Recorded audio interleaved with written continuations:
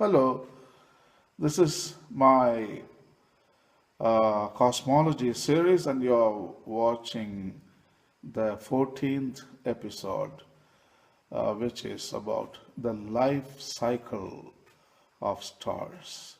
In other words, the birth, the life, and the death of the stars. The starting phase for all stars, including our Sun, begins when a dense region in a nebula begins to shrink and warm up. This is usually the result of one of several events that may occur to initiate the gravitational collapse of the molecular cloud.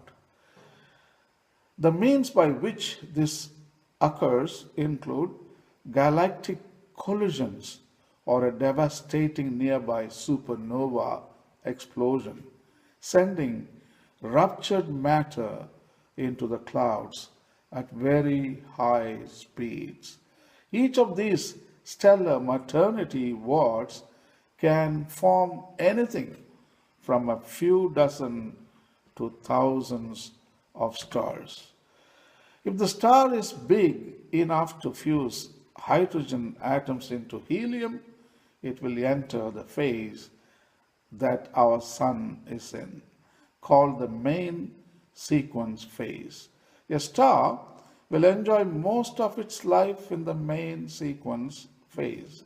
At this point, nuclear fusion is turning hydrogen into helium. The star is only stable because the light pressure of this energy balances out the star's gravitational collapse. Approximately 9 out of 10 stars in the universe are main sequence stars. These stars can range from around a tenth of the mass of our Sun all the way up to 200 times as massive. And how long a star will stay in the main sequence phase depends on its size. A star with higher mass might have more material to play around with, but it will burn faster due to higher core temperatures caused by greater gravitational forces. A star the size of our Sun will spend about 10 billion years in this phase, but a star 10 times the size of our own will stick around for only 20 million years. After the main sequence phase, the star will become a red giant. A red giant is a dying star in one of the last stages of stellar evolution.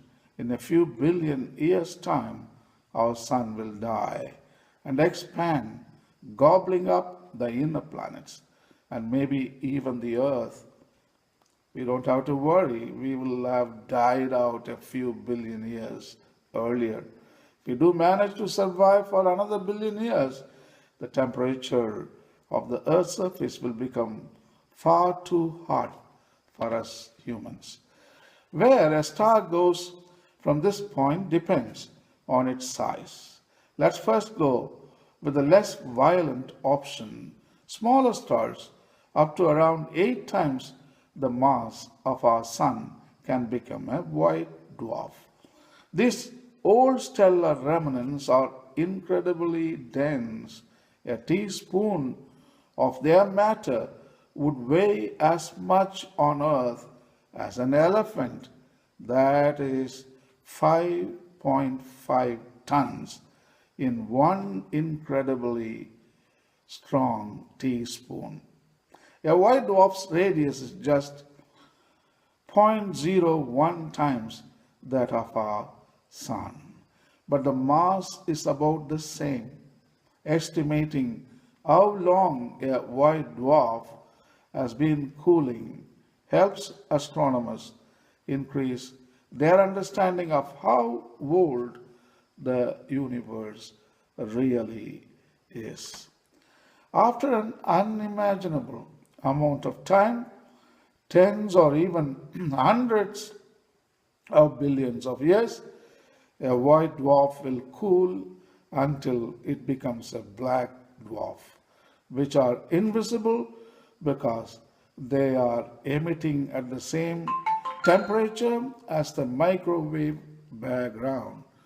Because of the age of the universe and what we know about its oldest stars, there are no known black dwarfs.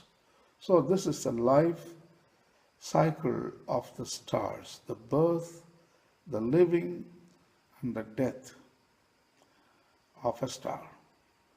I have an animation video for you. Right now, I'm going to roll the video. A star begins its life as a gaseous nebula. In the case of a star similar to our Sun, this cloud starts to contract and shrink with a subsequent rise of temperature until it finally starts to shine like an actual star. This state is then maintained for the next approximately 10 billion years. Subsequently, the star gradually swells and becomes a red giant. At a later stage, the star sheds its outer layer, which forms a planetary nebula and exposes its core. Such an object of high density is called a white dwarf. White dwarfs are about the size of planets. As they have exhausted their energy, they gradually cool down until they finally become black dwarfs.